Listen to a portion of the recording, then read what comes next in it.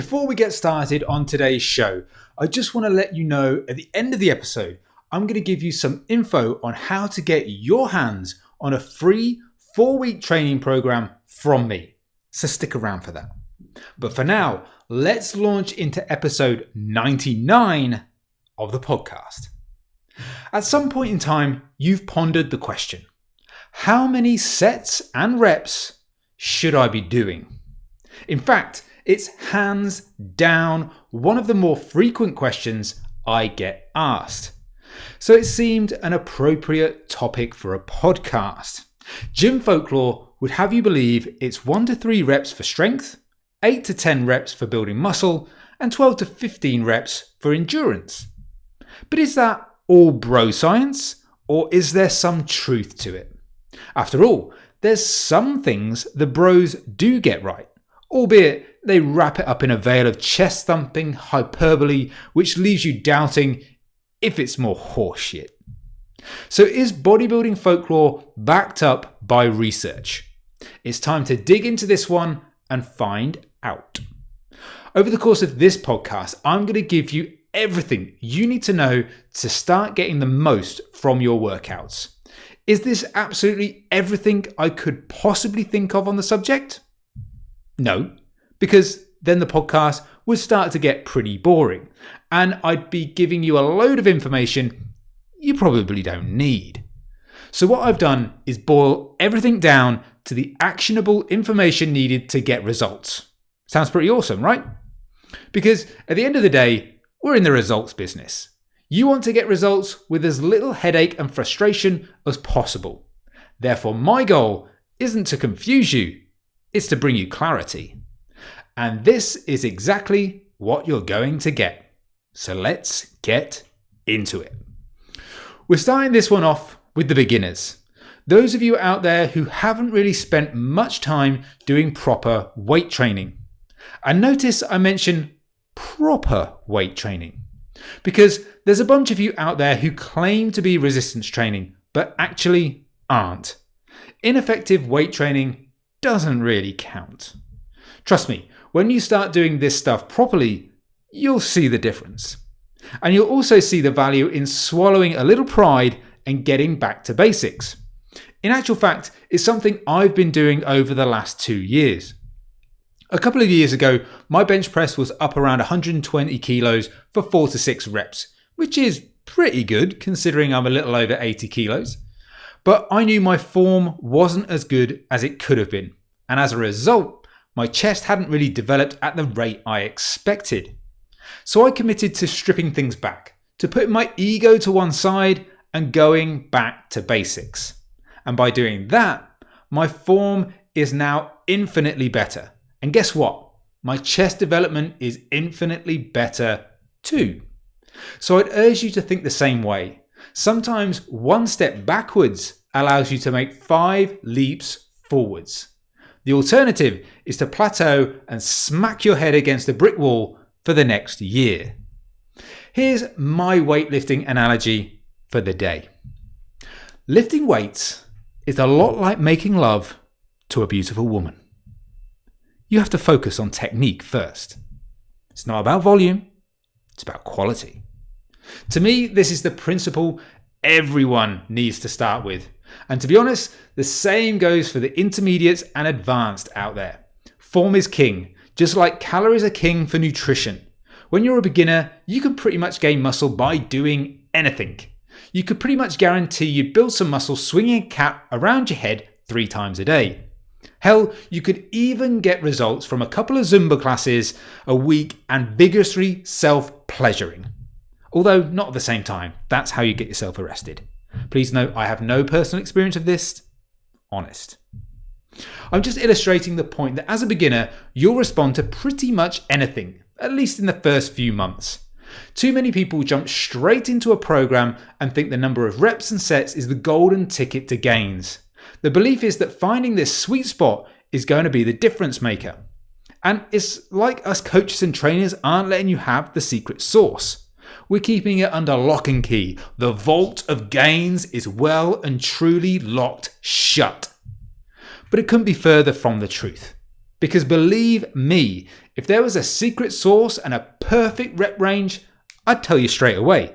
Sadly, the real answer is much more mundane. As we'll cover later, you can pretty much make progress in any rep range, assuming some other variables are in check. So where should you start as a beginner? Clearly you need some form of structure to follow as a newbie. You start by getting one rep perfect. Yep, one rep. Because it doesn't matter if you do 8 to 10 reps, 12 to 15 reps, or 30 to 300 reps.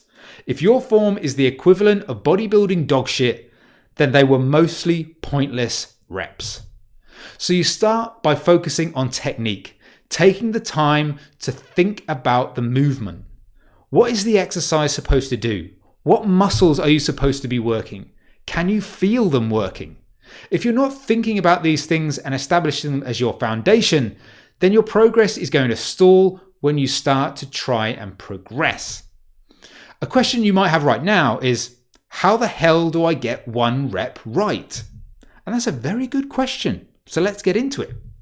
Firstly, you need to look at your training program. Ideally, you want movement patterns and key exercises to be repeated multiple times during the week.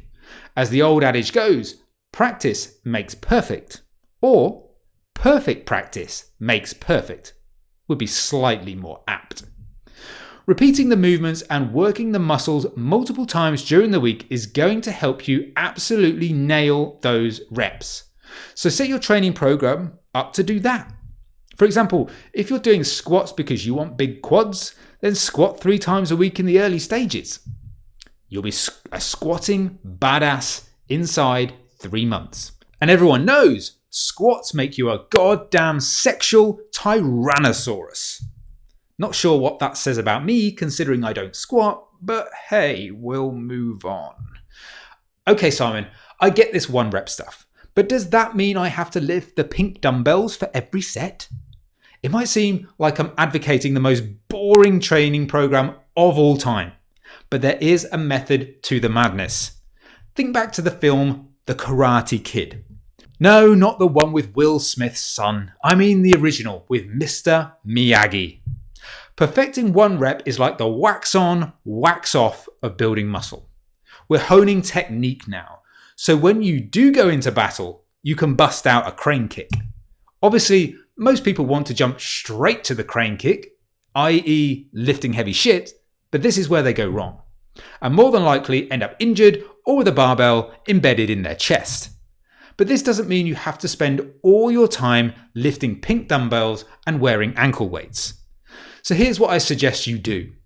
Pick light weights to start with. These weights should make you feel like you're training, but very far away from the feeling you're about to die.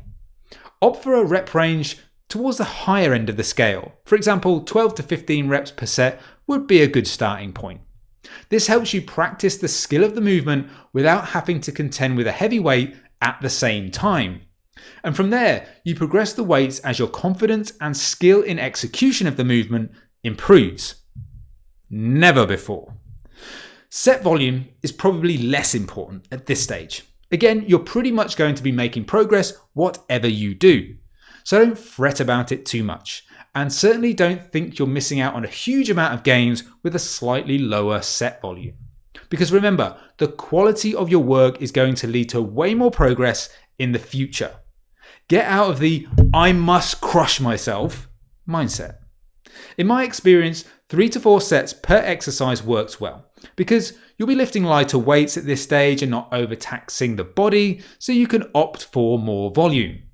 And this volume has the added benefit of helping you practice the movement, which, as you know by now, is massively important. As a beginner, it's easy to misjudge the intensity of your sets. And we don't want that, do we? So I'm going to introduce you to a concept called reps in reserve, or RIR.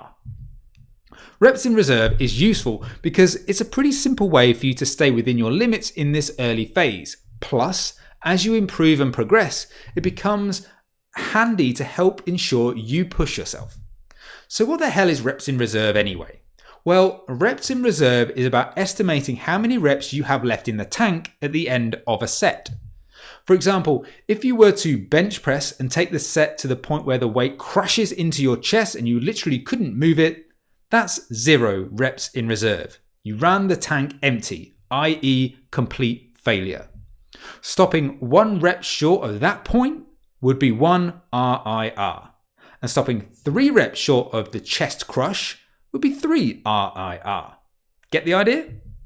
As a beginner, you'll want to gradually increase your intensity over time. There's very few cases where you go balls to the wall from the first workout. Over the course of the first 3 to 4 months, you want to work up towards 5 RIR. This should allow you to stay within your limits, but also make you feel like you're working hard too. I can imagine you don't want to be sat perfecting 1 rep for the rest of your training days though. Nor are you getting excited about the prospect of lifting the lightest weights in the gym for all eternity. But don't panic, you will be progressing. And here's how. After the initial 3 to 4 month period, feel free to ramp up the intensity as long as your form doesn't revert back to dog shit. Logically, you could progress to an intensity of circa 2 to 3 reps in reserve. And this is said on the assumption your technique is pretty solid by this point, which it should be. Then after 6 months, you should be all good to unleash the reins and plunge forth into a more standard setup. Which means what, you might ask?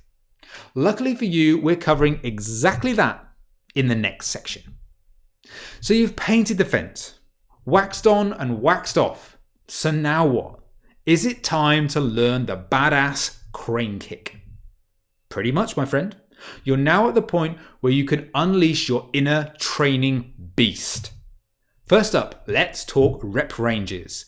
Right back at the beginning, I mentioned the old school thinking was there are certain rep ranges applicable to different goals. But in actual fact, this isn't the case. A study by Brad Schoenfeld in 2017 concluded strength gains are maximized using heavy weights and lower rep ranges. However, if the goal is building muscle, this could be achieved in a multitude of rep ranges where intensity was matched. Therefore, you could actually build muscle in a rep range anywhere between 4 and 30 reps, and that's a pretty broad spectrum to work in. But it further highlights why focusing on reps and rep ranges is not really the place you should be devoting your attention. Although, having said that, you're still sitting there thinking, yeah, Simon, but how many reps? This is where you imagine me face palming. But I'm not one to disappoint. A few ex-girlfriends may disagree, but we don't talk about that. Here's a few general guidelines I use for myself and clients.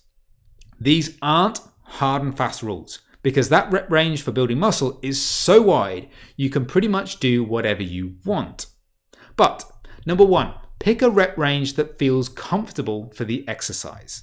Heavier compound lifts, i.e. bench press and squat, may be suited to lower rep ranges, whereas isolation exercises may be more suited to higher rep ranges.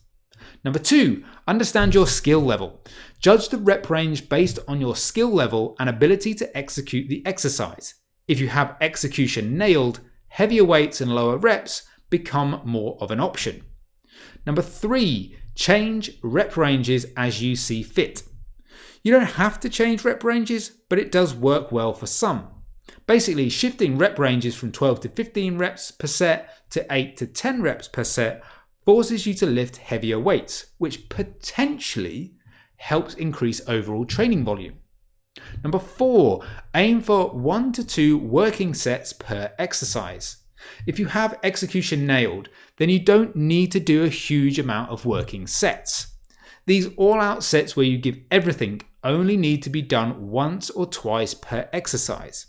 Everything should be geared towards these sets, so make sure you do as many sets as needed to reach the point you're ready to go.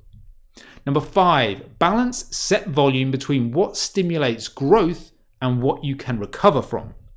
This is going to be very individualized. Essentially, you need to have enough set volume to create the opportunity for muscles to grow. But you also need to be able to recover effectively. So this might be a case of trial and error. Find what works for you and run with that. Of course, you can always tweak and adjust as you go. So to wrap things up, let's recap on the general rules for optimizing sets and reps. Beginners, focus on form first. Start with lighter weights. Repeat exercises frequently to hone form and advance reps in reserve in conjunction with skill level. Everyone else, focus on form first. Select an appropriate rep range between 4 and 30 reps. Target 1 to 3 reps in reserve and adjust set volume to balance training stimulus and recovery. And there you have the ultimate guide to how many sets and reps you should be doing. So at the beginning of the podcast, I mentioned you could get your hands on a free training program. Here's the deal. Right now, coaches are bombarding your inbox and social media with offers, all trying to entice you onto their amazing coaching programs. Miraculously, they've only got 2 spots left, so you better act now. Do you smell as much BS as I do? So how about you and I buck the trend? How about I give you the first 4 weeks of my Total Body Blueprint training program for nothing? That'd be pretty cool, right? Awesome, because that's exactly what I'm doing. Here's what you'll get. All the workouts from phase 1 of the Total Body Blueprint. So you can build muscle, tone up, and make the most of your time in the gym over the next 4 weeks. Links to exercise videos so you know what to do in the gym and how to do it right. A workout tracker so you can log all your progress. Options for exercise alternatives, progressions, regressions, so you can customize things as much as you need. Plus, over the course of the 4 weeks, I'll send you even more info, all free, including a 5-step guide to calculating calories so you can start losing body fat from day 1. My 6-step guide to conquering uncontrollable cravings so you never feel like a dieting failure again as you master those temptations. 2 professionally created recipe packs so you can make that meal prep tasty and delicious while still losing weight. And it doesn't stop there, but I'll leave the rest as a surprise. Seriously, this is a complete lean life Kickstarter pack, and it's yours. Just click the link in the show notes or go to iamparadisefitness.com/free-training-program, spelt the English way. So go grab it now and get started. But for now, all that's left for me to say is thanks for listening, keep living the lean life, and I'll see you for episode 100.